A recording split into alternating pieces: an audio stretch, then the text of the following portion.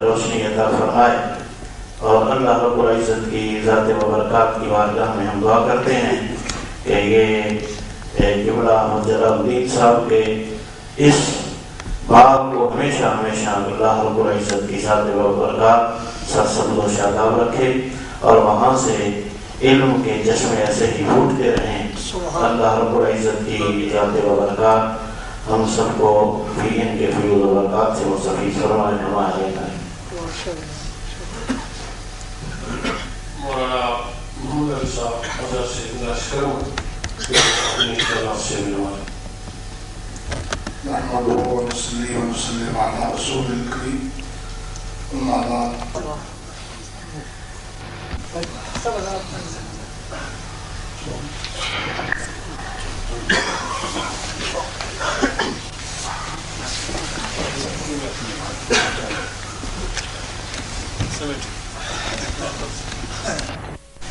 والد احترام السلام کرام انخاص قبلہ پیر سید معروف حسین شاہ صاحب عارف نشائی قادری مدد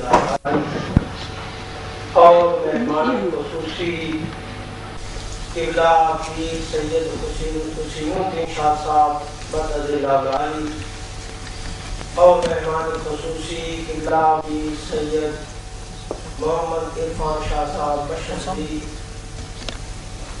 آج ہمیں انتہائی خوشی ہوئی ہے، اور یہ خوشی قبلہ پیر سید معروف حسین شاہ صاحب عارف نشائی قادری مدد العالی کی وساطت سے ہمیں یہ نصیب ہوئی ہے کہ حضور پیر صاحب نے جید علماء کرام کے لیے یہ استقبالیہ دے کر ہمیں زیارت کا اور علماء کرام کی محفل میں بیٹھنے کا موقع فراہم فرمایا۔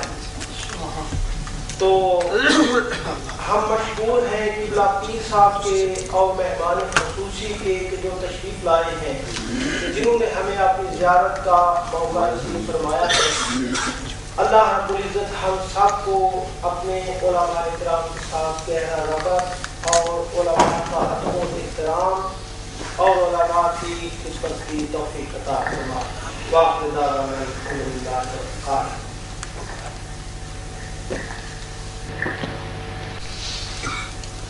ہم محمد میرا صاحب سے گزارش کروں کہ وہ اپنا ونصلي ونسلم على رسول الكريم أما بعد فأعوذ بالله من الشيطان الرجيم بسم الله الرحمن الرحيم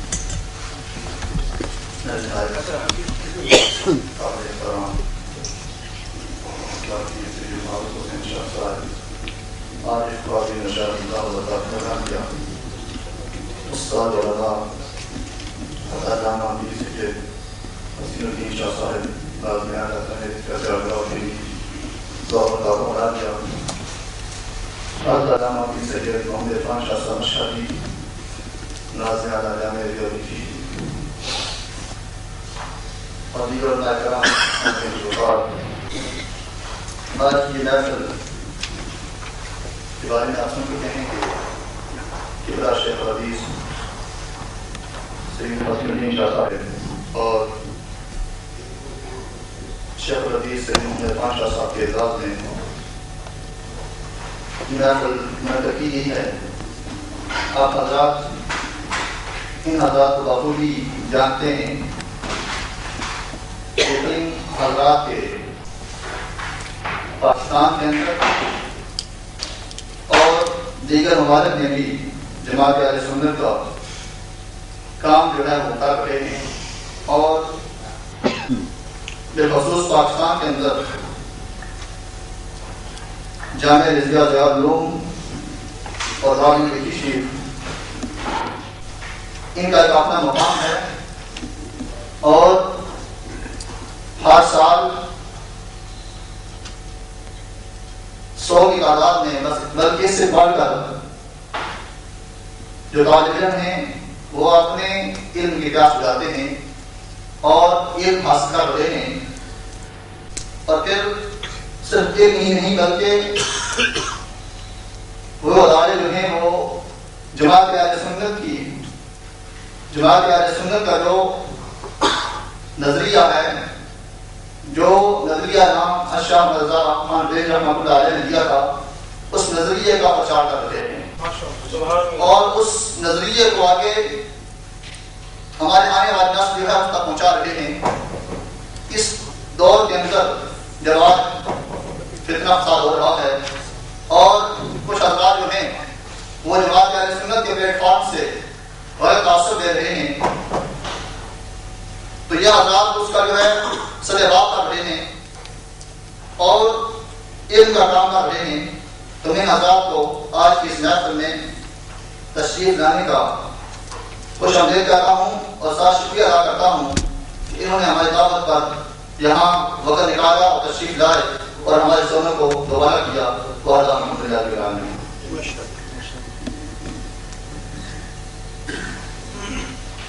سنیے جناب،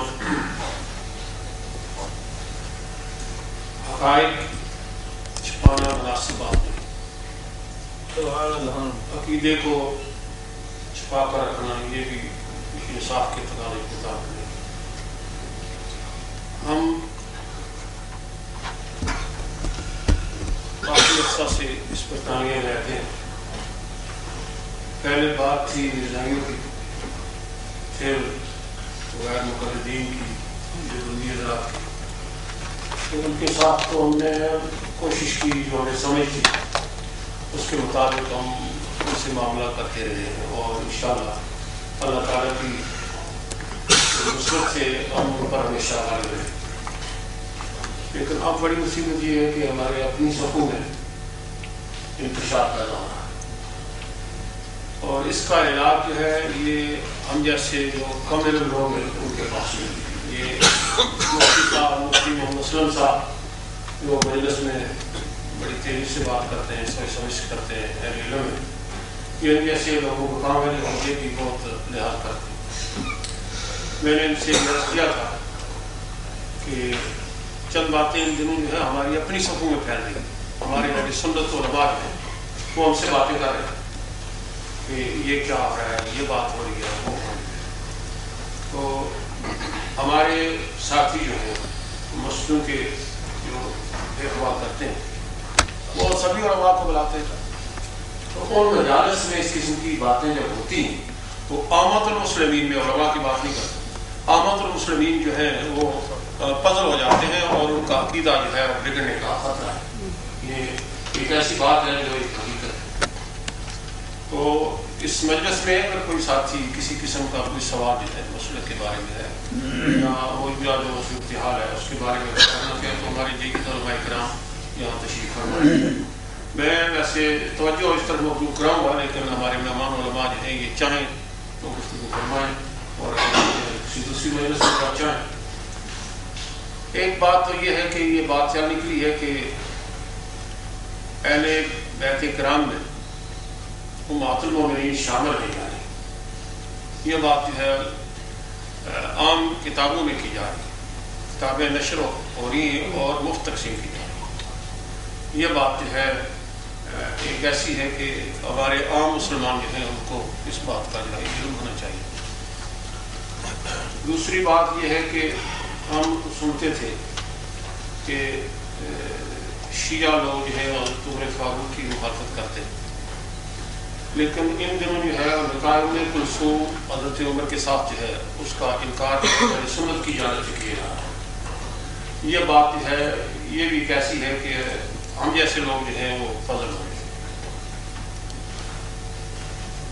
اس کے بعد کی جو بات ہے وہ یہ ہے کہ تازہ جو بات ہمارے سننے میں آئی ہے کہ بعض اسٹیجوں پر یہ بات ہوئی ہے کہ حضرت علی المرتضیٰ اور فاطمیون یہ جو ہیں یہ فضیلت رکھتے ہیں حضرت صدیق اکبر۔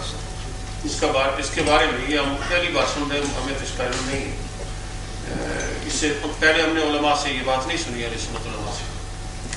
اور اس کے ساتھ ساتھ ایک اور بات ضمن آتی ہے کہ ہاشمیون کا فاطمیون کے ساتھ، فاطمیون جو بچیاں ہیں ان کے ساتھ، بچیوں کی رضا کے ساتھ، والدین کی رضا کے ساتھ ہاشمیون کے ساتھ نکاح ہو سکتا ہے یا نہیں، اس کی کیا حیثیت ہے، اگر ہمارے ساتھی اور ہمارے مہمان جو ہیں وہ چاہیں تو اس پر گفتگو فرما سکتے ہیں، اگر نہ چاہیں تو کسی اور موضوع پر، تو میں سید رشید الدین شاہ صاحب کے ہاتھ میں ہمارے دیتا ہوں تو وہ آپ سے نوازتے ہیں۔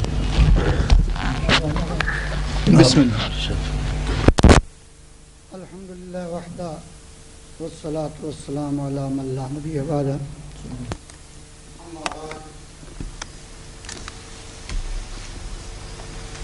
علماء اہل سنت ہمارے اسلام اور مولانا محمد عثمان شاہ مشہدی عالیہ اور مدار اہل سنت کی معلوم شاہ کافی مشاہد نام رکھا تھا یا دیگر علماء کار۔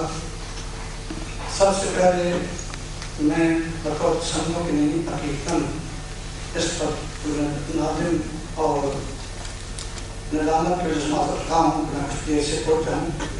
میں سمجھتا ہوں کہ انسان کا وقت بہت قیمتی ہوتا ہے اور اسلام ہمیں اس کی تعلیم دیتا ہے کہ وقت کی قدر کرنی چاہیے۔ ہماری ایک تباہیوں کا بڑا باعث یہ بھی ہے کہ ہم وقت کی قدر نہیں کرتے۔ اس جو میری وجہ سے آپ کا کچھ وقت ضائع ہوا،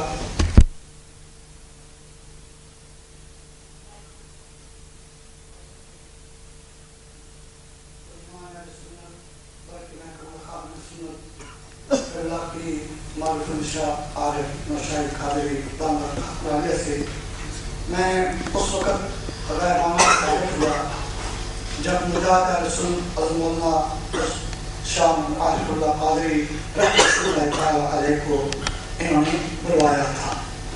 وہ جا کر تذکرے کیا کرتے تھے۔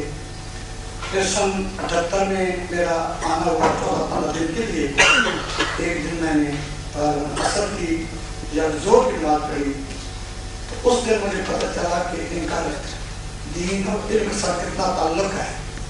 میں نے نماز پڑھی تھی، ملاقات کی، مگر میں فارغ ہوا تھے انہوں نے کھڑے ہو کر عجیب انداز بیان کیا کہ دینی مدارس کی اہمیت کیا ہے، اور پہلا چندہ بغیر میرے کہے جو اس برطانیہ سے جامعہ رضویہ کے لیے ہوتا وہ پیر صاحب نے کرایا تھا۔ میری اس درخواست کے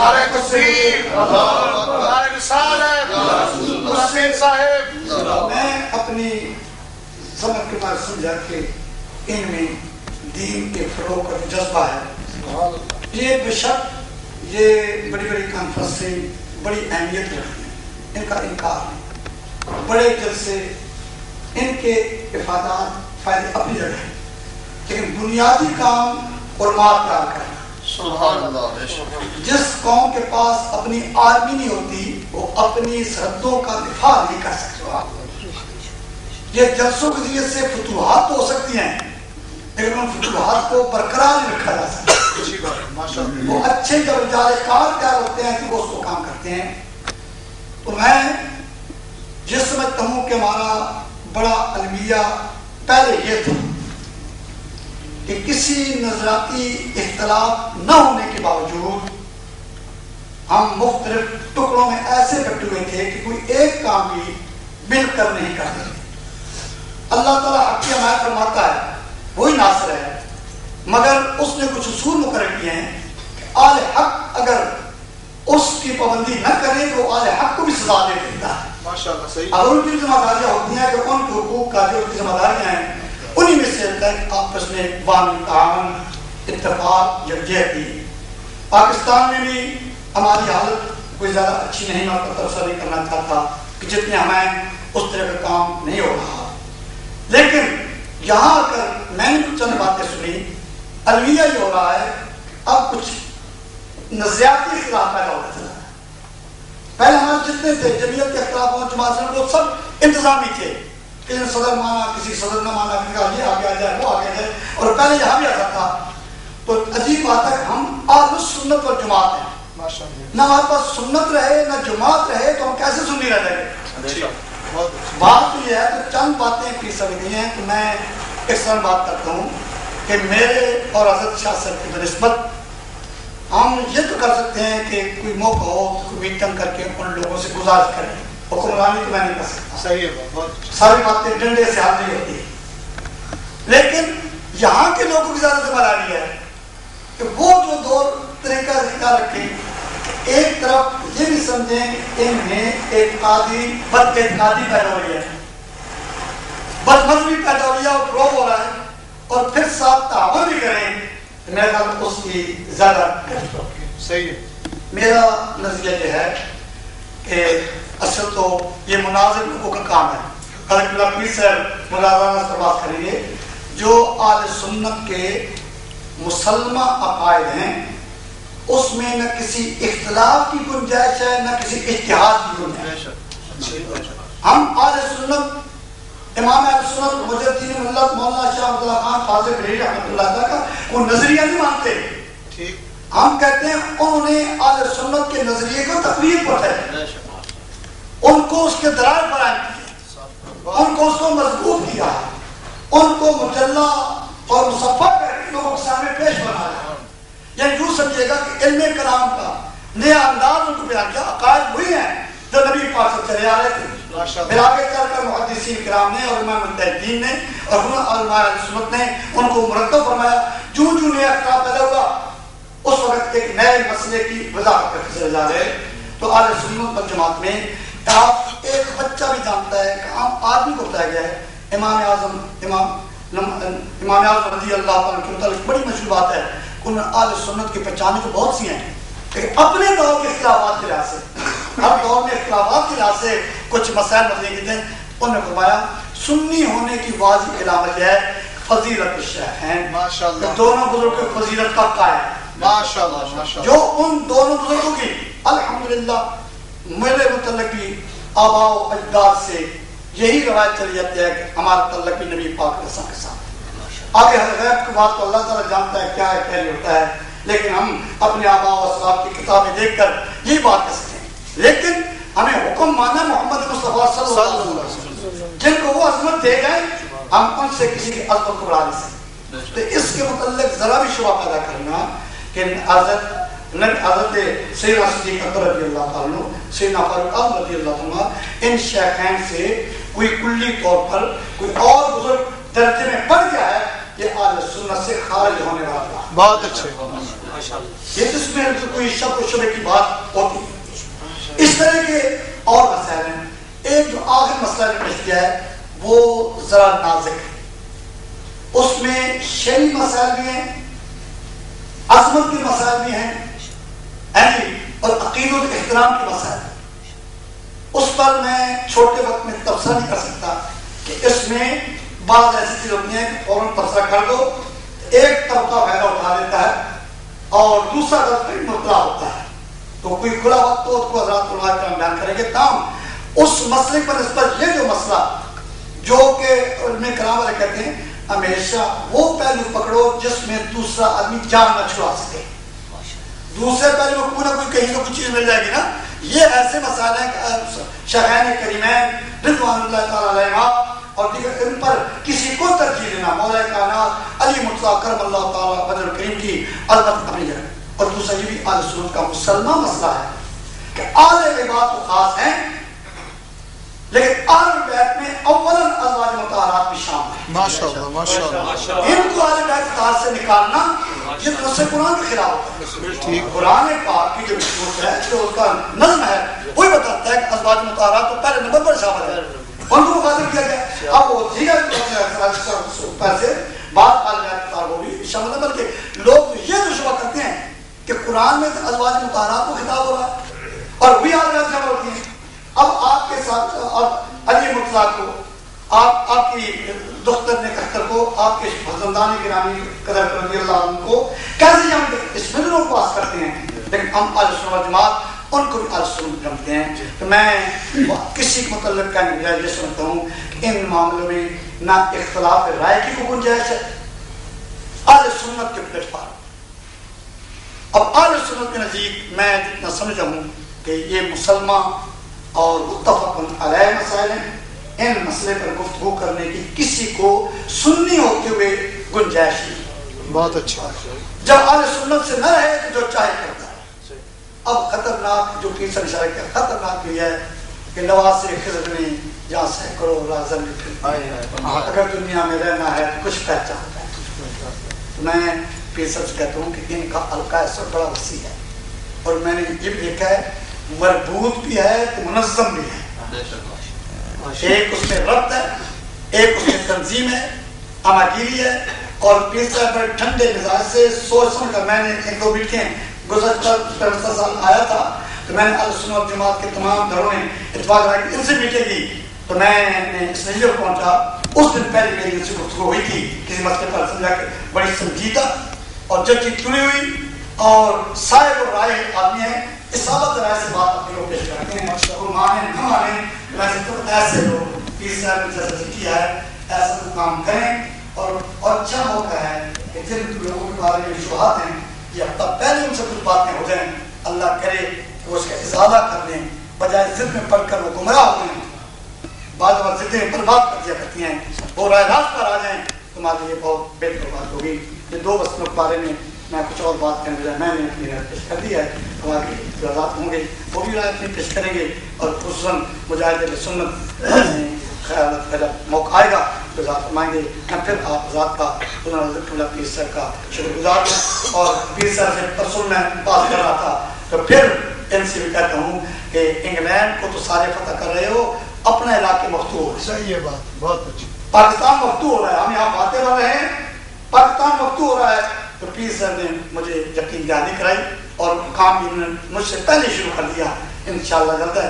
لہٰذا اور بھی علماء کرام رہتے ہو، انگلینڈ کے لوگ اصلاح نہ کرو، وَلْيُنذِرُوا قَوْمَهُمْ إِذَا رَجَعُوا إِلَيْهِمْ لَعَلَّهُمْ يَحْذَرُونَ۔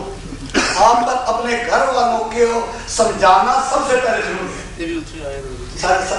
اب وہاں کام شروع کر رہے ہیں نا، وہاں لوگ ہیں پیر صاحب إِذَا رَجَعُوا إِلَيْهِمْ لَعَلَّهُمْ يَحْذَرُونَ، اور پیر صاحب نے وہاں پر کام الحمدللہ۔ تو میں اور علماء کرام کو توجہ دلانا چاہتا ہوں، آپ حضرات یہاں جو کام کر رہے ہو ایک ساتھ اپنے علاقے میں بھی کچھ کام کرو، اور اس کام میں خوشتری طور پر عقیدہ کہتا ہوں، چندہ لے کر نہیں، اپنی تنخواہ کے حصہ ڈالو گے تو اللہ بہت برکت دے۔ اچھا، یہ ارادہ کرو اپنی تنخواہ کے پیسہ ضرور اپنے علاقے میں حفظ کا مدرسہ دارالعلوم قائم کرنے کچھ کرنے کے لیے اور جب اپنے جیب سے نکالیں گے بڑی برکت پیدا ہے۔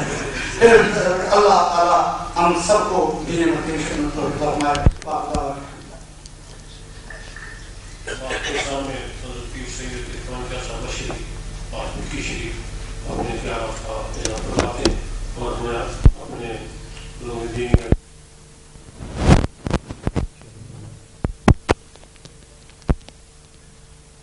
بسم اللہ الرحمن الرحیم، نحمدہ ونصلی ونسلم علی رسولہ الکریم، اما بعد فاعوذ باللہ من الشیطان الرجیم، بسم اللہ الرحمن الرحیم۔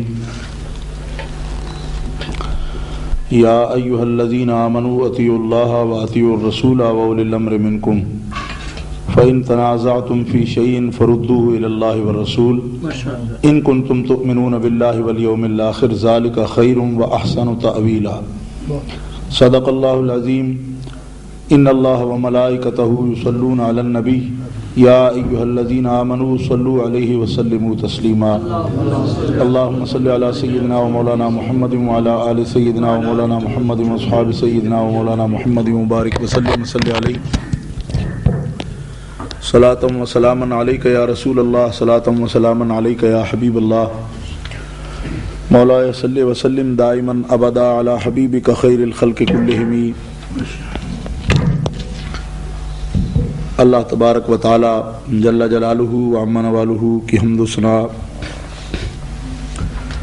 حضور رحمت عالم نور مجسم قائد المرسلین سید النبیین جناب محمد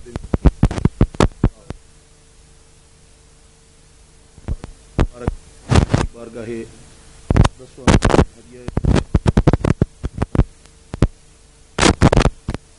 معزز و محترم علماء کرام، مشائخ اعظام، قائدین اہل سنت،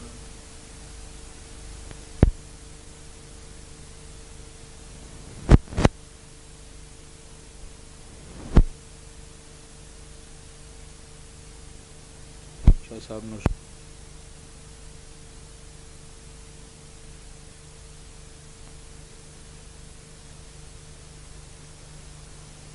حضرت استاد العلماء والفضلاء شیخ الحدیث و تفسیر علامہ قبلہ پیر سید حسین الدین شاہ صاحب مدد اللہ ان کے اعزاز میں، اور احکر کو بھی انہوں نے یہ اعزاز بخشا کہ یہ تقریب منعقد کی اور آپ حضرات علماء کرام اور عمائدین اہل سنت سے ملاقات کا موقع مرحمت فرمایا۔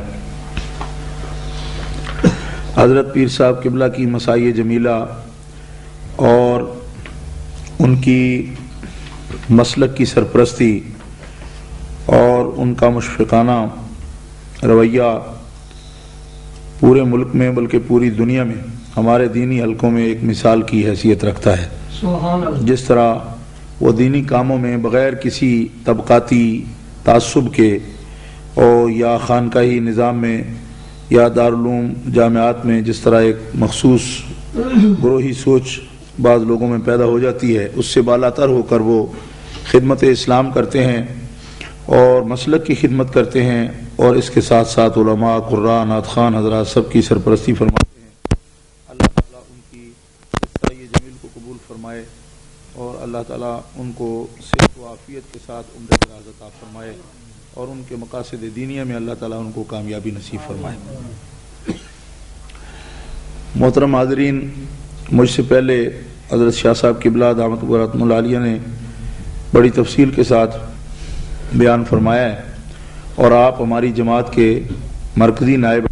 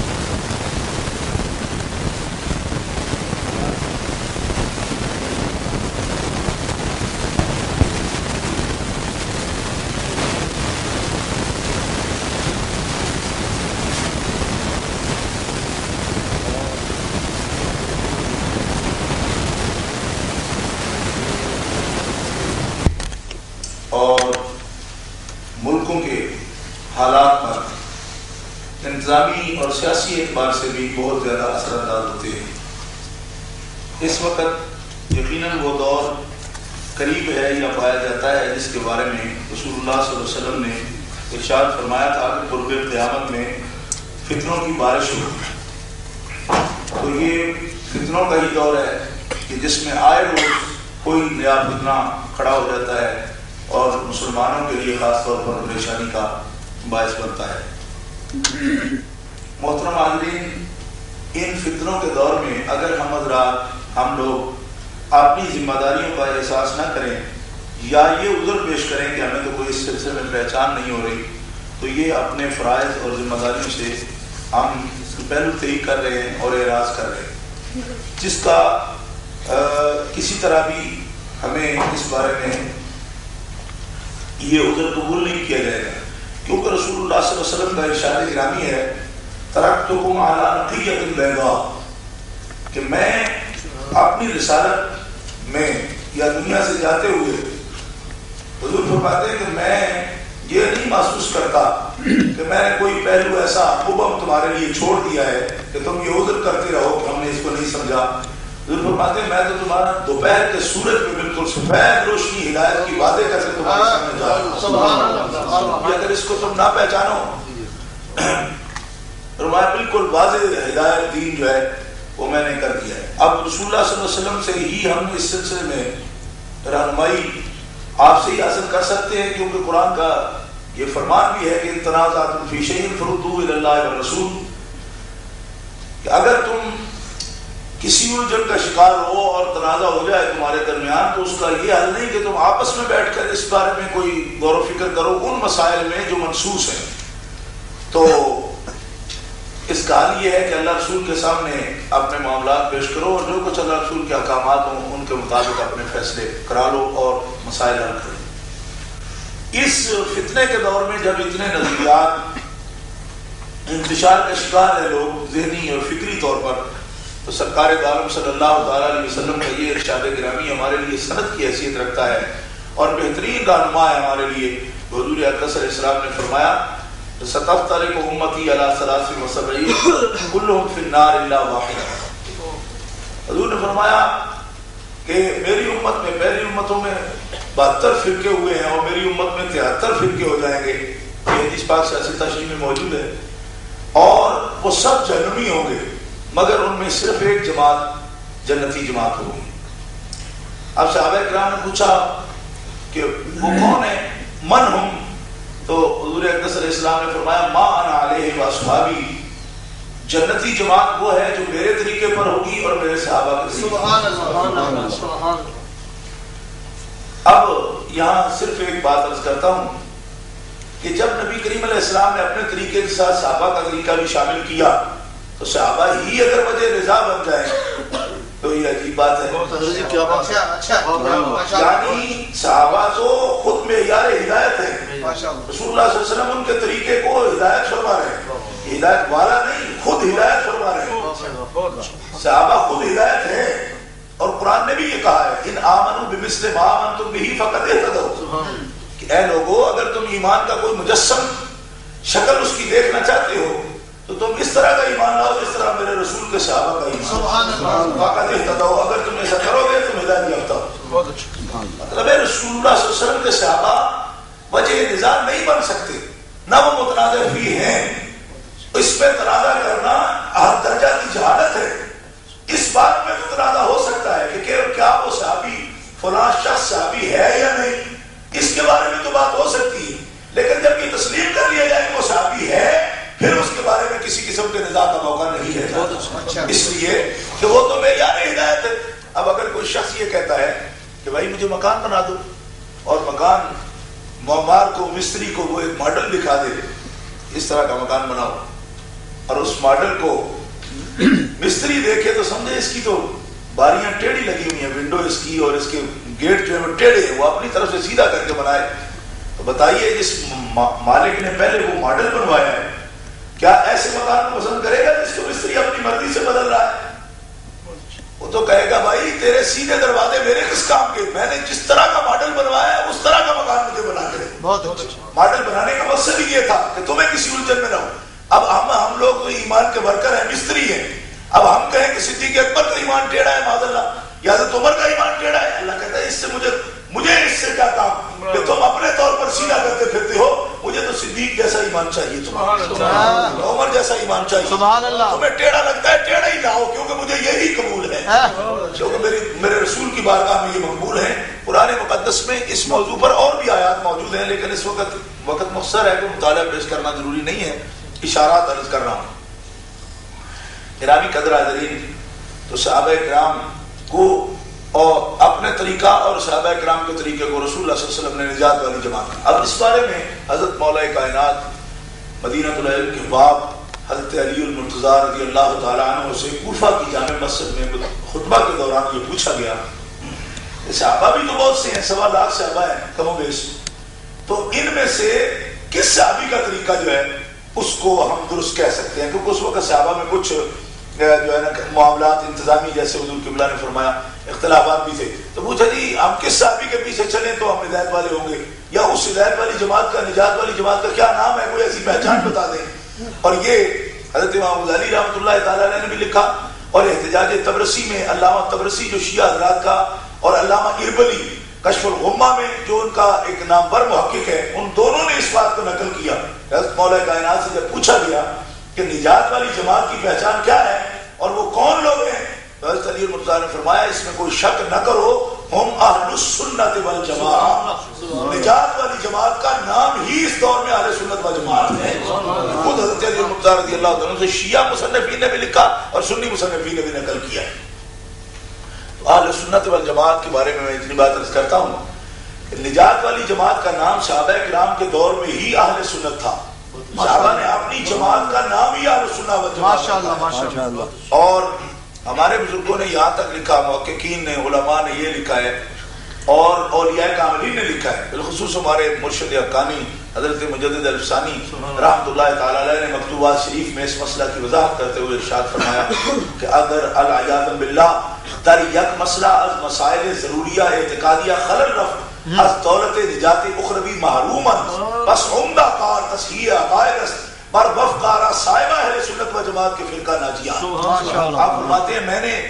آپ فرماتے ہیں اللہ بچائے، اگر کسی شخص کو اصول دین میں کسی ایک مسئلے میں بھی شک واقع ہو جائے تو وہ نجات سے محروم ہو جائے گا. لہذا سب سے ضروری کام یہ ہے کہ اپنے عقیدے کی اصلاح کرو، اور عقیدے کی اصلاح میں ہر شخص یہ دعویٰ کرے گا کہ میرا عقیدہ درست ہے. آپ فرماتے ہیں عمدہ کار تصحیح عقائد، ضروری کام ہے عقیدے کی اصلاح کرنا، اور صحت عقیدہ سب سے ضروری ہے. اور کس طرح کرنا؟ بر وفقارہ صاحبہ اہل سنت و جماعت کے فرقہ ناجیہ. جس طرح علماء اہل سنت نے دین کی تعبیر کی ہے اس تعبیر کے مطابق اپنے عقیدے بنا لو، کیونکہ یہی جماعت ہے جو قیامت کے روز اور حشر کے دن انشاءاللہ نجات والی ہوگی. ماشاءاللہ ماشاءاللہ ماشاءاللہ. نعرہ تکبیر، اللہ اکبر، نعرہ رسالت، یا رسول اللہ، اہل سنت زندہ باد. تو گرامی قدر حضرت داتا گنج بخش رحمۃ اللہ تعالی علیہ امام الاولیاء، آپ نے کشف المحجوب شریف میں ایک مقام پہ لکھا ہے کہ نجات موقوف ہے طریقے اہل سنت و جماعت. اچھا ماشاءاللہ. موقوف ہے نجات طریقے اہل سنت و جماعت میں، کیونکہ اس کے علاوہ جو بھی ہیں وہ سب جہنمی ہیں. ماشاءاللہ ماشاءاللہ. حضرت داتا گنج بخش رحمۃ اللہ علیہ کی یہ تصریح اس پر موجود ہے. حضرت خواجہ عبید اللہ حرار رحمۃ اللہ تعالی علیہ جو کہ سلسلہ نقشبندیہ میں کے مشائخ میں سے، خواجگان میں سے ہیں، آپ نے ایک مقام پہ ارشاد فرمایا کہ اگر تمام احوال و مواجید را بوادہن وہ حقیقت مارا بعقائد اہل سنت و جماعت متعلق نہ سادن جز خرابی ہیچ نہ میدانم. آپ فرماتے ہیں اگر کوئی شخص مجھے ولی اللہ کہے، قطب کہے، با کمال کہے، با کرامت کہے، سب نیکیاں مجھے دے دے، مجھے سنی نہ کہے تو میں اسے بہت گھاٹے کا سودا سمجھتا ہوں. اگر تمام خرابی اعلیٰ برما جمع کنن وہ حقیقت مارا بعقائد اہل سنت و جماعت متعلق نہ سادن، اگر تمام خرابی اعلیٰ برما جمع کنن وہ حقیقت مارا بعقائد اہل سنت و جماعت متعلق سادن ایک باقی نہ داری. سب برائیاں میری طرف منسوب کر دے لیکن مجھے سنی کہہ دے تو میں کوئی تکلیف محسوس نہیں کرتا اور کوئی گھاٹا نہیں سمجھتا، اس لیے کہ کسی کے برا کہنے سے نجات پر اثر نہیں پڑتا، لیکن اگر سنی نہ رہے تو آدمی کی نجات نہیں ہے. اس لیے مجھے سنی کہو چاہے مجھے برا ہی کہتے رہو. حضرت خواجہ عبید اللہ حرار کے اس قول کو حضرت مجدد الفسانی رحمۃ اللہ علیہ نے بھی نقل فرمایا. تو اس سے عرض کرنے کا مقصد یہ ہے کہ اہل سنت و جماعت کو مقدس عنوان ہے کہ آج کے دور میں لوگوں نے اسے بھی کہہ دیا کہ شاید یہ بھی کوئی بندھن ہے ہمارے لیے، ہم جنرل مسلم ہیں. ایک یہ بھی تحریک ہے کہ ہم اہل سنت نہیں، ہم جنرل مسلم ہیں. ایسے بیوقوف نظریاتی طور پر لا یاقل اور بیوقوف لوگ ہیں جن کو یہ پتہ ہی نہیں کہ اہل سنت و جماعت کوئی ہمارے لیے کوئی بندھن نہیں ہے ایسا جو تکلیف دہ ہو، بلکہ یہ تو نجات کا ٹکٹ ہے ہمارے پاس. ہمیں اللہ تعالیٰ کا خاص فضل ہے کہ اس جماعت کی ہمیں رفاقت اور سنگت نصیب ہے، اور اس میں ہمیں شامل سمجھا جاتا ہے کہ ہم اہل سنت و جماعت کو. تو اہل سنت و جماعت کے عنوان جب ثابت ہو گیا کہ یہ نجات والوں کا عنوان ہے، تو اب اس کے جو اصول ہیں ان کو ماننا پڑے گا. ان اصولوں کا جو منکر ہوگا وہ اس جماعت سے خارج ہو جائے گا، اور جو اس جماعت سے خارج ہوگا یہ مت سمجھے کہ میرا گزارا ہو رہا ہے. گزارا تو ہو ہی رہا ہے، گزارا تو یہودیوں اور عیسائیوں کا بھی، منافقوں کا بھی ہو رہا ہے، لیکن آخرت میں اس کا چلن نہیں جس کے پاس اہل سنت و جماعت کا ٹکٹ نہیں اور جو اس جماعت میں شامل نہیں. اب حضرات گرامی، حضرت صاحب قبلہ نے جس طرح ارشاد فرمایا ان مسائل کے بارے میں، تو اختصار کے ساتھ چونکہ 1 بجے پروگرام بھی ختم ہونا ہے، میں آپ حضرات کے سامنے بہت ہی اختصار کے ساتھ یہ بات عرض کرتا ہوں. پہلا مسئلہ فضیلت شیخین کے بارے میں کہا گیا تو اہل سنت و جماعت کا آج کوئی نیا موقف اس پہ نہیں بنے گا، بلکہ ان کی کتابیں چھپی ہوئی ہیں، ان کا جو اس بارے میں نظریہ ہے وہ ان کتابوں میں موجود ہے. اور میری حیثیت تو خیر میں ایک مولوی سا طالب علم ہوں، ایک ناقل کی حیثیت ہے. مطلب یہ ہے کہ ایک مسئلہ آپ یہ سمجھ لیں کہ اصول دین میں ویسے ہی اجتہاد کا مقام نہیں. اصول دین میں نہیں، مجتہدین فروع دین میں اجتہاد کرتے ہیں. اصول دین قطعی ہوتے ہیں جس میں کسی قسم کا رد و بدل نہیں ہوتا. اور اصول ہی عقائد کہلاتے ہیں۔ اچھا گرامی قدر حاضرین، پہلا مسئلہ فضیلت شیخین کے بارے میں، اس سلسلے میں میری یہ گزارش ہے کہ اہل سنت و جماعت کا یہ عقیدہ ہے کہ انبیاء کرام کے بعد، یعنی سلسلہ انبیاء اور رسول کے خاتم حضور ہیں، اور حضور نبی کریم رؤوف الرحیم علیہ تحیت و تسلیم کے بعد اور بعد از انبیاء پوری کائنات میں، سابقہ امتوں میں بھی اور اس امت میں بھی سب سے اعلیٰ مقام سیدنا و مولانا ابو بکر صدیق رضی اللہ تعالیٰ۔ اس پر اہل سنت و جماعت کے کسی گروہ کو بھی کوئی جھگڑا نہیں، البتہ علماء کرام محققین اسلام نے یہ کہا ہے کہ کسی صحابی کو کوئی جزوی فضیلت اگر حاصل ہو حضرت ابو بکر صدیق پر، تو اس سے کلام نہیں، جیسے کہ حضور قبلہ نے اپنی گفتگو میں کلی کا لفظ بولا تھا، آپ سے کلی فضیلت کسی کو حاصل نہیں ہو سکتی۔ یہ بالکل یعنی ہمارے عقائد کی کتابوں میں واضح طور پر یہ لکھا ہوا ہے، اور یہی عقیدہ رکھنا حق ہے۔ حضرت مولا کائنات کو بعض فضیلتیں آپ پر حاصل ہیں، حضرت عثمان غنی رضی اللہ تعالیٰ عنہ کو ایسی فضیلت حضرت علی پر بھی حاصل ہے کہ حضرت علی المرتضیٰ کے عقد میں ایک بیٹی ہے رسول اللہ کی، حضرت عثمان کے عقد میں 2 بیٹیاں ہیں۔ یہ آپ کی ایسی فضیلت ہے کہ جس میں آپ کا کوئی ثانی ہی نہیں، اور امتوں میں بھی آپ کا کوئی ثانی نہیں اس فضیلت میں۔ تو مطلب یہ ہے کہ کسی ایک صفت میں کوئی اگر صحابی فضیلت رکھتا ہے وہ اس کا مسئلہ نہیں، کہ انبیاء کرام کے بعد من کل الوجوہ جس شخصیت کو سب سے اعلیٰ مقام ہے حاصل ہے، اعلیٰ مقام، وہ حضرت سیدنا مولانا ابو بکر الصدیق رضی اللہ تعالیٰ عنہ کی شخصیت ہے۔ اب اس بارے میں آپ کو اختصار کے ساتھ 2-3 اشارات پیش کروں گا دلائل سے، کہ اللہ تبارک و تعالیٰ نے فضیلت کا جو معیار مقرر فرمایا قرآن میں وہ ہے ان اکرمکم عند اللہ اتقاکم، کہ اللہ کے ہاں سب سے زیادہ عزت، اور یہ آپ جانتے ہیں کہ جس کی اللہ کے ہاں عزت ہوتی ہے مخلوق میں بھی اسی کی عزت ہوتی ہے۔ یعنی بعض اس پر دیوبندی حضرات نے تو یہاں تک عجیب ایک مغالطات کی ہے، وہ کہتے ہیں جی عند ربہم یرزقون کا مطلب یہ ہے کہ وہ قبروں میں ان کو رزق نہیں دیجیے گا، اللہ کے ہاں رزق دیجیے گا، اور یہ عندہ کا ایک مفاد یہ نکالا ہے انہوں نے، وہ اس کا مطلب یہ نہیں کہ ان کے قبر میں ان کو یا ان کی جسم و روح کو جو ہے غذا حاصل ہوتی ہے، بلکہ کہیں اور کوئی مقام ہے، تو یہ مقصد اس کا نہیں ہے۔ اللہ تبارک و تعالیٰ کے ہاں جو باعزت ہے وہی مخلوق میں سب سے زیادہ عزت والا ہے، اور اللہ تبارک و تعالیٰ نے کس کو عزت والا ٹھہرایا؟ جو تم میں متقی زیادہ ہے وہ اللہ کے ہاں زیادہ عزت والا ہے۔ یہ اصول آپ علماء کرام کے سامنے ہے، میں تو صرف ایک اس کو مقرر بات عرض کر رہا ہوں۔ اب تقویٰ جو ہے یہ ایک دل کی کیفیت ہے، اور دل کی کیفیت جو ہے اس کا کوئی شخص رزلٹ نہیں دے سکتا کہ کون تقوی میں زیادہ ہے۔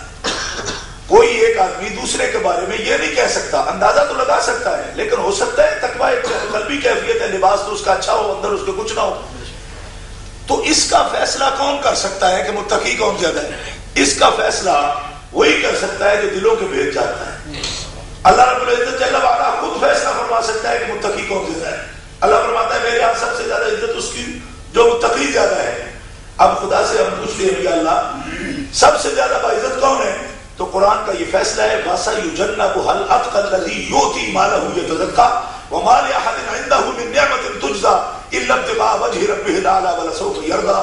فرمایا سارے صحابہ متقی ہیں، اولئک هم المتقون، ان کے حق میں آیا ہے، لیکن سارے متقیوں میں اتقیٰ ابو بکر صدیق ہے، جس نے 4 گنا زیادہ قیمت دے کر بلال کو خریدا اور بغیر کسی صلہ نعمت اس کے صرف اپنے رب کی رضا کے لیے اس کو آزاد کر دیا۔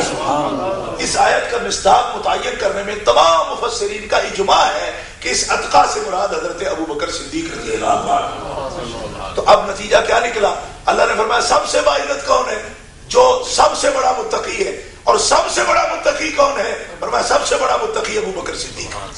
یہ قرآن نے خود اپنا فیصلہ خود دیا۔ اور پھر ایک اور بات عرض کرتا ہوں اس پر، کہ کئی آیات ایسی ہیں کہ جس میں ایسی یعنی احتمال اس بات کا موجود ہوتا ہے، یا ایسے قواعد کے تحت اس آیت میں عموم ثابت کیا جا سکتا ہے کسی بھی صیغے میں، کہ اس سے 10 افراد بھی مراد ہو سکتے ہیں، 4 بھی ہو سکتے ہیں، 2 بھی ہو سکتے ہیں، لیکن الاتقیٰ یہاں جو حضرت ابو بکر صدیق کو فرمایا گیا اس میں کوئی امکان موجود نہیں۔ کیوں؟ کہ کہتے ہیں کہ عموم و استغراق کے لیے 2-3 باتیں ضروری ہیں۔ ایک تو یہ ہے کہ وہاں پہ کوئی عہد موجود نہ ہو، دوسرا یہ کہ صیغہ جمع کا ہو. پھر تیسری بات یہ کہ وہاں پہ کوئی اگر کلام ایسی ہو کہ جس کا صلہ کوئی واقعہ ہو سکتا ہو، موصول ہو کلام، تو ان صورتوں میں عموم کا، استغراق کا، جمع کا فائدہ ہو سکتا ہے. اور الاتقا کے اندر یہ افعال التفضیل کا وصل جو ہے باجماع اہل لغت اس کا وصل جائز نہیں ہے. پھر صیغہ بھی یہ جمع کا نہیں ہے، واحد کا صیغہ ہے. جمع کا صیغہ ہوتا پھر بھی عموم اس سے مراد لیا جا سکتا تھا. عموم و استغراق ان قواعد کے تحت پھر افعالوں کا وزن مستقل طور پر قطع مشارکت اور تمیز پر دلالت کرتا ہے. قواعد ناویہ کی روشنی میں بھی الاتقا صرف اکیلا ہے پوری کائنات میں، اور وہ ابو بکر صدیق ہے. اور یہاں آپ کو ایک اشارہ بھی دینا چاہتا ہوں، اتقا جب اکیلا ابو بکر صدیق ہے تو پھر خدا را اپنے صوفیوں کو، بزرگوں کو امام الاتقیاء وغیرہ مت لکھا کریں، اس لیے کہ جب اتقیاء مانتے نہیں کہ زیادہ ہے وہ تو اکیلے ابو بکر صدیق ہے، تو ہم اپنے اس طور پہ کسی صوفی کو امام الاتقیاء لکھ لے، بڑے ظلم کی بات ہے. یعنی یہاں یہ بھی صفائی اس کی بھی ضروری ہے کہ جو کسی کو عہدہ رب نے دیا ہے، جب ہم اس اتقا میں ہم حضرت مولا کائنات کو شامل نہ ہونے دیں، حضرت عمر کو شامل نہ ہونے دیں، تو اس دور کے ہم لوگ جو ہے وہ اس میں شامل ہو جائے، اس سے بڑی بھی زیادتی کوئی نہیں. اہل سنت کو اس پر بھی توجہ کرنی چاہیے. اتقا اکیلے حضرت سیدنا ابو بکر صدیق رضی اللہ تعالیٰ عنہ. اچھا، یہ پہلی آپ کی یعنی منصوص فضیلت ہے جس کا جواب پورے قرآن مجید میں حضرت علی المرتضیٰ ہوں، حضرت عمر ہوں، حضرت عثمان ہوں، کوئی ہوں، اس کا جواب پورے قرآن میں کسی اور صحابی کے حق میں نہیں ملتا کہ معیار کے عین مطابق حضرت ابو بکر صدیق ہیں جو نبی پاک کی پوری امت میں اتقا ہے، باقی متقی ہیں، یہ اتقا ہے. جو اتقا ہے وہی امامت کا مستحق ہے. کیوں؟ حضور نے فرمایا کہ اگر سارے کون تم میں امام کون ہوگا؟ وہ بھی صاحب فضیلت ہوگا. آپ نے فرمایا بھائی جو عالم بالسنہ ہو، حدیث کا عالم ہو، قاری اچھا ہو، متقی زیادہ ہو، پھر سنو سال میں زیادہ ہو. پھر فرمایا کہ جو اگر ساری صفات میں وہ برابر ہو، تو پھر فرمایا جو اس میں حسین زیادہ ہو، ذی نسب زیادہ ہو، یہ ترتیب ہے اس کی. تو اب نبی پاک علیہ السلام کی جماعت وہ ہے جن کے تقوی میں کسی کو شک ہی نہیں. اولئک الذین امتحن اللہ قلوبهم للتقوی لهم مغفرۃ واجر عظیم. رب ان کو متقی فرما چکا ہے. اب سارے متقی، سارے عالم پہلی سب میں تو حضور کے پیچھے جو کھڑے ہوتے تھے ان میں تو علم میں بھی کوئی درجہ بندی نہیں ہو سکتی کہ کون زیادہ تھا کون کم تھا. اپنا اپنا انداز ہے. جہاں ابن عمر ہیں فقیہ جیسے، تو ابن عباس ہے مفسر موجود ہیں، اور ابو دردہ جیسے محدث موجود ہیں، اور اس جماعت میں ابی جیسے قاری موجود ہیں. تو کیا کون کہے گا کہ اس میں کون بڑھ کر ہے؟ تو اس پوری جماعت میں سے فضیلت دوسرا نمبر فضیلت کا عرض کر رہا ہوں کہ تقوی میں برابر، علم میں برابر، حسن میں برابر، بڑے بڑے حسین صحابی ہیں، ذی نسب ذی حسب. تو اب ان میں بھی کسی ایک کو آگے نکالنا یا اللہ کی شان ہے یا اللہ کے رسول کی شان ہے. تو رسول اللہ صلی اللہ علیہ وسلم نے اللہ نے اتقا فرما کے ان کی فضیلت ظاہر کر دی. رسول اللہ صلی اللہ علیہ وسلم نے عبداللہ ابن عباس اور حضرت بلال اور حضرت علی سے خود انہی سے فرمایا، علی جاؤ جا کے کہہ دو مرو ابا بکر فلیصلی بالناس، تم سارے عالم ہو، سارے متقی ہو، مگر میرے مصلی پہ اگر کھڑا ہوگا تو ابو بکر صدیق. یہ بخاری شریف میں متعدد طرق سے یہ حدیث پاک روایت کی گئی ہے جس میں کسی قسم کا شک و شبہ نہیں. صحیح بھی ہے، مرفوع بھی ہے، متصل بھی ہے، غیر مجروح بھی ہے، اور حد یہ ہے کہ اس حدیث کے راوی خود اہل بیت اطہار ہیں. یہ دوسری فضیلت ہے. اور تیسری فضیلت کی طرف میں اشارہ عرض کرتا ہوں کہ غار میں جب آیت کریمہ نازل ہوئی تو حضرت ابو بکر صدیق موجود تھے اور سرکار موجود تھے. اللہ تبارک تعالیٰ نے فرمایا ثانی اثنین اذ ہما فی الغار اذ یقول لصاحبہ لا تحزن ان اللہ معنا. تو اکثر محدثین نے واحد حضور کو کہا ہے پہلے، اور ثانی حضرت ابو بکر صدیق کو کہا ہے. ثانی حضرت سیدنا مولانا ابو بکر صدیق رضی اللہ تعالیٰ کو کہا، اور بعد نے ثانی سرکار دو عالم صلی اللہ علیہ وسلم کو فرمایا، اول حضرت ابو بکر صدیق کو کہا. تو میں علم کلام کی روشنی میں اول سرکار دو عالم صلی اللہ علیہ وسلم کو عرض کر رہا ہوں آپ کے سامنے. تو جس شخص کو رسول اللہ کا ثانی خود قرآن نے مقرر کر دیا ہے، اب اس کو ثالث یا رابع ہم کس طرح بنا سکتے ہیں کہ قرآن نے لفظ ثانی کا اطلاق ہی پورے قرآن میں حضرت ابو بکر صدیق کا اس کا مصداق ہے، اس میں شک نہیں. اور پورے قرآن میں حضرت ابو بکر صدیق کی یہ شان تو منصوص ہے. اسی لیے تمام مفسرین نے لکھا ہے کہ اگر کوئی شخص من انکر صحبت ابی بکر یکفر لانکار النص القرآنی حیث قال اللہ تعالی اذ یقول لصاحبہ لا تحزن ان اللہ معنا. نعرہ تکبیر، نعرہ رسالت، نعرہ تحقیق. یہ آیت کریمہ جو ہے یہ اپنے مصداق میں بالکل واضح ہے کہ اس کا مصداق حضرت ابوبکر صدیق ہے، اور اس میں ایک مفسر بھی اختلاف نہیں کیا، بلکہ کشاف تک بھی انہوں نے یہ لکھ دیا کہ ثانی کا مصداق بھی حضرت ابوبکر صدیق ہے اور صاحب کا مصداق بھی حضرت ابوبکر صدیق ہے. یہ تو کلام کا خود تقاضا ہے، بلکہ نص ہے اس میں، اس یقول لصاحب ہی، جب حضور کہہ رہے تھے اپنے صاحب سے کہ فکر نہ کر، اللہ ہمارے دونوں کے ساتھ. اور حضرت داتا صاحب تو فرماتے ہیں کہ عارف باللہ دنیا میں کہتے ہیں جی بہت عارف باللہ ہے جن کو اللہ کی سنگت نصیب ہے. فرمایا کسی کے لیے قرآن نے بھی کہا ہے امتیوں میں سے، فرمایا وہ ابوبکر صدیق ہے جس کو حضور نے خود فرمایا ان اللہ معنا، اللہ صرف میرے ساتھ ہی نہیں، معنا تیرے ساتھ بھی اللہ ہے. مطلب حضور ابوبکر صدیق واصل باللہ ہے، اس پر بھی یہ آیت کریمہ نص ہے. حضور اتقا ہے، مصلی امامت کے مالک ہیں. یہ فضیلتیں عرض کر رہا ہوں آپ کے سامنے جس کا کوئی توڑ نہیں. میں یہ نہیں کہوں گا کہ میرا پورا مطالعہ اس مسئلے پر، میں ایک طالب علم ہوں اور فوق کل ذی علم علیم، لیکن بہرحال یہ بنیادی پوائنٹس ہیں انشاءاللہ العزیز. میں نہیں سمجھتا کہ اس کا کوئی توڑ کر سکتا ہو. پہلی بات اتقا حضرت ابوبکر صدیق ہے. دوسری بات کہ ثانی اسلام اول حضور ہے اور ثانی اسلام حضرت ابوبکر صدیق ہیں. تیسری چیز کہ منصوص صاحب رسول اللہ صلی اللہ علیہ وسلم ہے. اور تیسری بات کہ منصوص طور پر بتایا گیا کہ اللہ تعالیٰ کی معیت جو ہے حضرت ابوبکر صدیق کو نصیب ہے. یہ چار فضائل ہیں جن کا کوئی جواب نہیں ہے، اور انہی کی روشنی میں باوجود سید ہونے کے ہمیں الحمدللہ دیکھیے کہ سید ہونا ہمارا کوئی اختیاری فیصلہ نہیں. کسی کا بھی جس قوم میں وہ ہوا ہے اس کا کوئی اختیاری فیصلہ ہے، یہ اللہ کا فضل ہے.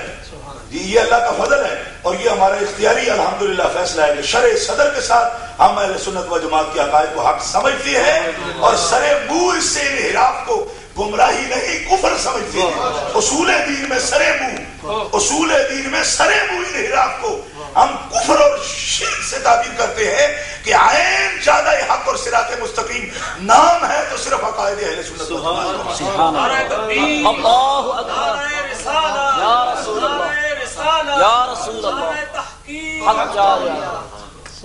حضرات یہ تو اس مسئلے پر میں نے آپ حضرات کے سامنے چند اشارات ہیں جو عرض کیے ہیں. سیدنا مولانا ابوبکر صدیق رضی اللہ تعالیٰ عنہ کے فضائل کے اور آپ کی فضیلت کے سلسلہ میں اہل سنت و جماعت کا جو عقیدہ تھا وہ بھی حکم بھی سنایا، اور اس حکم کے جو دلائل تھے جس کی وجہ سے وہ حکم لگایا گیا وہ بھی اشارتاً میں نے عرض کی ہے. حالانکہ آپ کے فضائل پر اعلیٰ رحمۃ اللہ علیہ نے جو کتابیں لکھی ہیں اس میں تقریباً 102 فضیلتیں آپ نے نقل فرمائی. سبحان اللہ، 102. اور اعلیٰ رحمۃ اللہ علیہ بھی ہمارے لیے کوئی بندھن نہیں ہے، ہمارے ماتھے کا جھومر ہے اللہ کے فضل و کرم سے. لوگ سمجھتے شاید اعلیٰ نے کو اپنے لیے بات کیا، تو پٹھان تو بھائی بیڑائچ پٹھان قبیلے کے ساتھ تعلق رکھتے تھے. اچھا ہے، یہ بھی قدر کرتے ہیں اہل سنت ہے. اس شخص نے اپنا مال جان اولاد تج دی، آج اس پر بھی زبانیں تان دراز ہو رہی ہے، یہ ناقدری کہوں گا. اعلیٰ تو ہمارے محسن ہیں، اعلیٰ حضرت نے ہی دیکھو یہ عقیدے ہمارے تھے اور ہیں، لیکن ان عقیدوں کو زبان اعلیٰ حضرت نے عطا فرمائی، دلائل کی قوت اعلیٰ حضرت نے عطا فرمائی. تو بجائے اس کے کہ ہم اس شخص کی قدر کریں اور ان کے ہم دیکھیے جو بندوں کا شکر نہیں ادا کر سکتا وہ اللہ کا بھی نہیں کر سکتا. یہ حدیث پاک ہے، ان کا شکر ہم پر لازم ہے کہ شکر ادا کریں. اور ہمارے لیے تو یہ اعزاز ہے کہ ہمارا حضرت کی تحریک کے رکن ہیں. لوگ سمجھتے ہیں کہ بندھن ہو گیا ہمارے لیے. دوسری بات جو حضرت نے ارشاد فرمائی ہے وہ ہے نکاح ام کلثوم بنت علی رضی اللہ تعالیٰ عنہ کہ رضی اللہ تعالیٰ عنہ. ان کے نکاح کے بارے میں حضرت نے حضرت صاحب کی وجہ سے استفسار فرمایا تھا. تو اس سلسلے میں گزارش یہ ہے کہ اس بارے میں سب سے زیادہ جنہیں انکار کرنا چاہیے تھا اور انکار کرتے ہیں وہ تو شیعہ ہے. یعنی حضرت عمر رضی اللہ تعالیٰ عنہ پر اگر زبان تان دراز کریں گے، مراد رسول پر عزت اسلام اور شوکت اسلام، حضرت عمر بن خطاب رضی اللہ تعالیٰ عنہ کے بارے میں تو شیعہ کرتے ہیں. تو میں آپ کو اس کا ایک نقشہ دکھاتا ہوں کہ جب شیعہ خود اس کے مدعی نہیں ہیں تو یہ کون خیراتی وکیل ہے جو شیعوں سے بھی بڑھ کر یہ دعویٰ دیا ہے؟ سوچیں، آپ غور کریں کہ شیعہ ہی جب مخالف ہے صحابہ کے تو یہ دعویٰ تو شیعوں کا بھی نہیں ہے. میں نے کہا حد کر دی بھائی، جہالت کی بھی کوئی حد ہے. کہ جن لوگوں کا یہ عقیدہ ہو سکتا تھا یا جن کے کوئی فوائد ہیں اس کے ساتھ، وہ بھی اس کے قائل نہیں ہیں، نہ مدعی ہیں۔ اس کے لیے میں عرض کرتا ہوں کہ شیعہ مسلک میں جیسے ہمارے یہاں صحاح ستہ اور بعد قرآن پاک کے بعد سب سے صحیح کتاب ہمارے یہاں بخاری شریف کو کہا جاتا ہے، اسی طرح شیعہ مسلک کے اندر ان کے اصول اربع، ان کی ہمارے سیاستہ ہے، ان کی 4 کتابیں ہیں۔ 4 کتابوں میں پہلی کتاب ان کی اصول کافی ہے، جس کا مصنف محمد بن یعقوب کلینی ہے۔ محمد بن یعقوب کلینی 8 روایات ائمہ معصومین سے، ان کے مسلک میں جو روایت ائمہ معصومین کی ہو وہ سونے کی زنجیر ہے۔ ان کے یہاں سب سے زیادہ معتبر روایت وہ ہوتی ہے جو امام معصومین سے ہوتی ہے ان کے عقیدے کے مطابق، حالانکہ ہمارے یہاں بعد از انبیاء معصوم بھی کوئی نہیں ہوتا، یہ معصومین کہنے کا بھی ان کے بقول کہہ رہا ہوں۔ ہمارے یہاں معصوم کا بھی عقیدہ ہے، حضور جہاں خاتم النبیین ہے خاتم المعصومین بھی ہے، معصوم یہاں پر ختم ہو گئے۔ گرامی قدر حاضرین، تو محمد بن یعقوب کلینی حضرت امام محمد باقر رضی اللہ تعالیٰ سے جو امام زین العابدین کے بیٹے تھے ان کی روایت لا رہا، اور ایک نہیں 8 روایتیں اصول کافی میں موجود ہیں۔ اور پھر خاص طور پر ایک کی نشاندہی کرتا ہوں کہ یہ وہ مسئلہ ہے جس میں شیعہ مجتہدین نے تمسک بھی کیا ہے، اور تلقی بالقبول اور تمسک مجتہدین یہ ہمارے ہاں بھی اصول حدیث میں موجود ہے کہ اس حدیث کی صحت کے لیے کافی ہے جس سے کوئی مجتہد مسئلے کو استنباط کر لے۔ تو اب انہوں نے استنباط بھی کیا۔ سوال یہ ہے، پوچھا گیا علامہ کلینی سے کہ اگر کسی عورت کا شوہر مر جائے تو قرآن نے کہا کہ والذین یتوفون منکم ویذرون ازواجا یتربصن بانفسہن 4 اشہر و10، 4 مہینے 10 دن تک وہ عورت جو ہے وہ عدت میں رہے گی، اور 4 مہینے 10 دن کے درمیان کلینی سے کسی نے سوال کیا کہ وہ عورت ماں باپ کے گھر میں جا سکتی ہے؟ یعنی وہ عورت شوہر کے گھر میں رکی رہے 4 مہینے 10 دن تک، یا ضرورت کے تحت یا ضرورت کے علاوہ باپ چاہے کہ اسے گھر لے جاؤ لے جا سکتا ہے؟ یہ سوال کیا علامہ کلینی سے۔ علامہ کلینی اس کا جواب یہ نہیں، کلینی کہتے ہیں کہ وہ عورت جا سکتی ہے، اپنے ماں باپ کے حق میں گھر میں ٹھہر سکتی ہے۔ اس نے کہا جی دلیل؟ فرمایا دلیل یہ ہے کہ علی المرتضیٰ شیر خدا نے جب عمر فوت ہو گئے تھے تو ام کلثوم کو عدت کے دنوں میں اپنے گھر لے گئے۔ یہ ایک مرتبہ نہیں 4 مرتبہ کلینی نے یہ روایت اصول کافی میں درج کی ہے کہ حضرت علی المرتضیٰ رضی اللہ تعالیٰ عنہ حضرت عمر کے فوت ہونے پر عدت کے دنوں میں اپنی بیٹی ام کلثوم کو اپنے گھر لے گئے۔ یہ جواب دے رہے علامہ کلینی، اس کو جواب دے رہا ہے، اصول شیعہ بیان کر رہا ہے کہ اس سے یہ مستفاد ہوا کہ عدت کے دنوں میں ماں باپ جو ہیں وہ بیٹی کو اپنے گھر، شوہر کے گھر سے اپنے گھر لے جا سکتے ہیں۔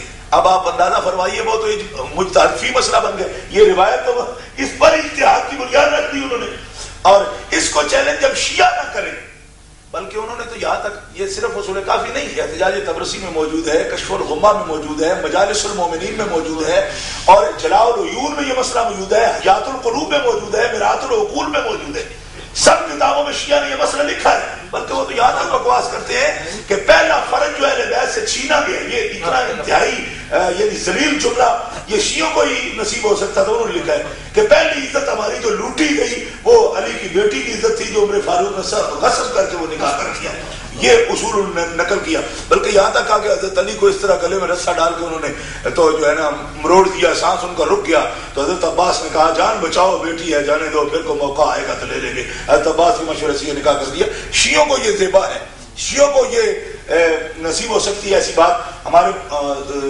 یہاں کسی نے بھی یہ مسئلہ نہیں لکھا۔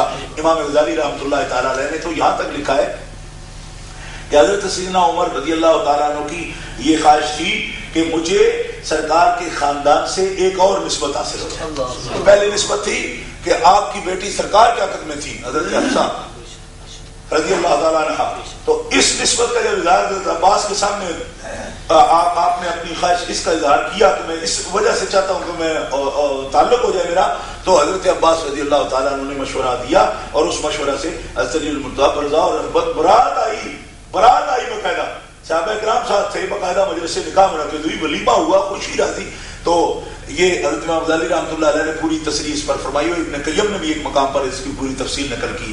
تو میں آپ کے سامنے یہ بات عرض کرنا چاہتا ہوں کہ جہالت کا اس سے عمدہ نمونہ بھی کوئی نظر آ سکتا ہے کہ جس پارٹی کا موقف ہونا چاہیے تھا. اب یہ دیکھیں نا جی، ایک ایسا گناہ ہو کہ جو شیطان بھی نہ کرنا چاہے تو انسان کو کرے جی، شیطان بھی جس گناہ سے بیدار ہو، اب انسان کرے تو شیطان بھی حیران ہوگا کہ مجھے شیطان کیوں کہا جا رہا ہے. حضرات بات سمجھنے کی کوشش کریں. جب شیعہ بھی یہ ذمہ داری قبول کرنے کو تیار نہیں ہے کہ ہم کہیں پر نکاح نہیں ہوا، تو اب یہ کون اٹھ گیا خیراتی وکیل کہ جس نے یہ مدعی بندہ خود قبول کر لیا، ان سے بھی بڑھ کر جا کے یہ دعویٰ کر دیا. تو گرامی قدر حاضرین، یہ ایسی بات ہے کہ جس پر نہ سر ہے نہ پیر ہے. حقیقت کی دنیا میں